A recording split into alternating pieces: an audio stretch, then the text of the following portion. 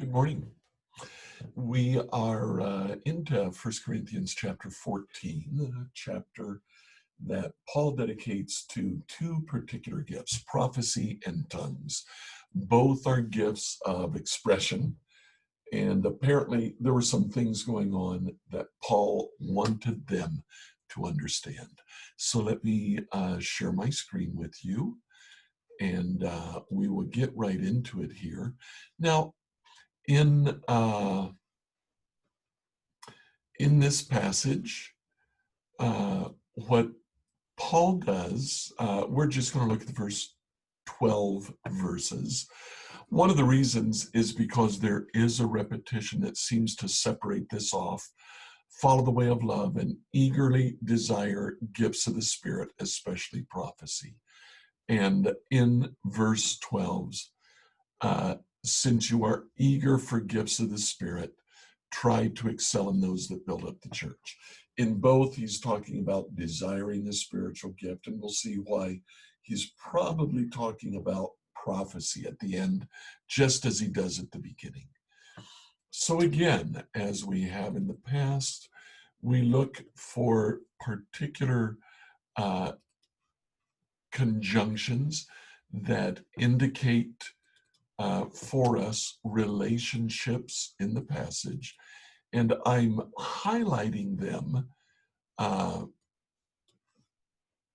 so that you can see what it is that we're doing.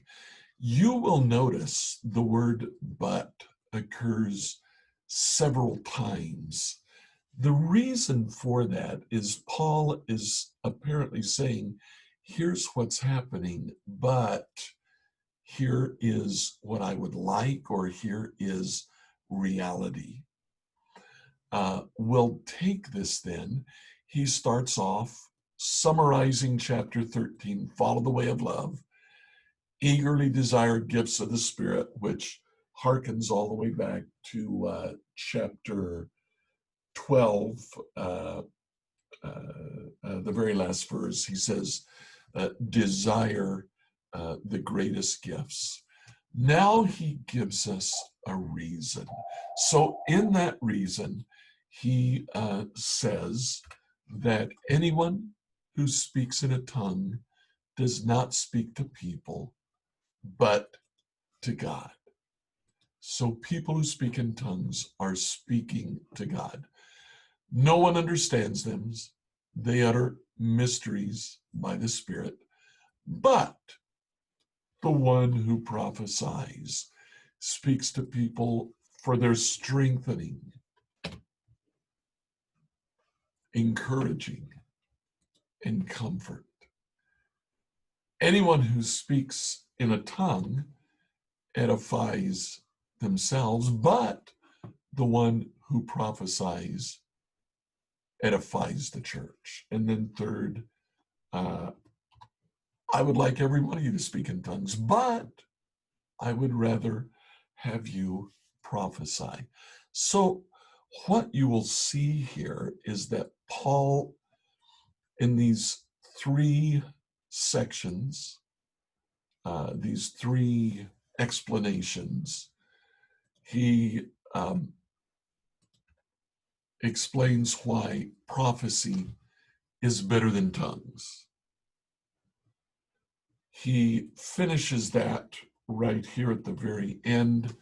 The one who prophesies is greater than the one who speaks in tongues, unless someone interprets, so that the church may be edified.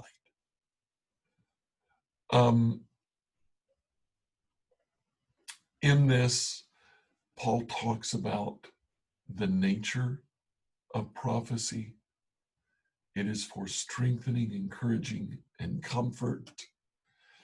Tongues is used to speak to God unless there's an interpretation.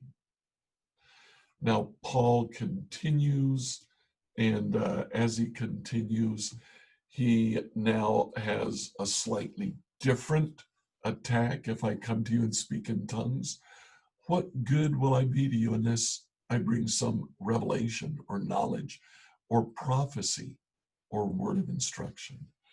Then he uses musical instruments as an example. In the case of lifeless things that make sound, such as the pipe or the harp, how will anyone know what tune is being played unless there's a distinction in the notes? If the trumpet doesn't sound a clear call, who'll get ready for battle? And so it is with you.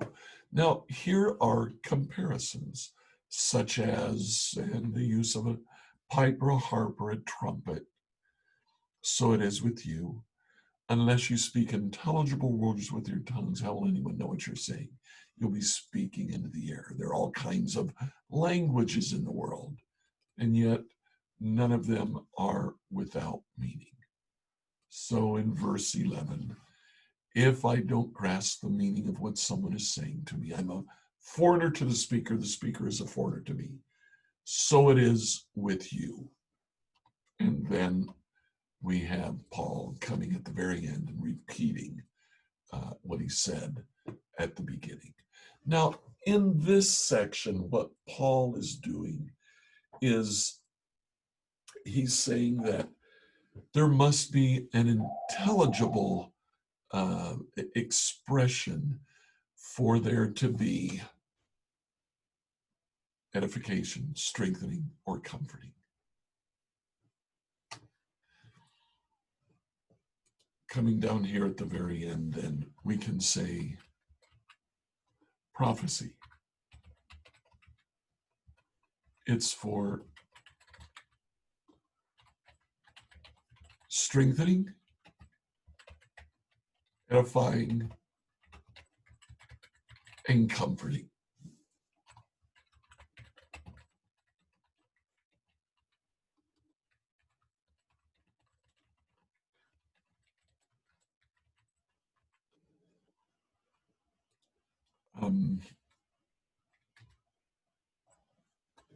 Let's kind of separate that there. We'll make it italics. So here's the basic difference that Paul sets up in these two gifts. And you can see why he's saying, I would rather that you prophesy than speak in tongues, because tongues are unintelligible while prophecy is understood. And prophecy has a definite purpose: to strengthen the church, to build the church or edify the church, or to comfort the church. Tongues apparently are a prayer language to God, unless in its liturgical use in the church, there's an interpretation. Now, this is Paul getting started in the next section that we'll look at tomorrow or the next day. He comes back and he explains in greater detail rules and regulations for the use of tongues. Tomorrow, we'll also take a look at why tongues were such an issue in the Corinthian church. What was it in their culture or in their context that caused tongues to kind of stand out? We'll see you tomorrow.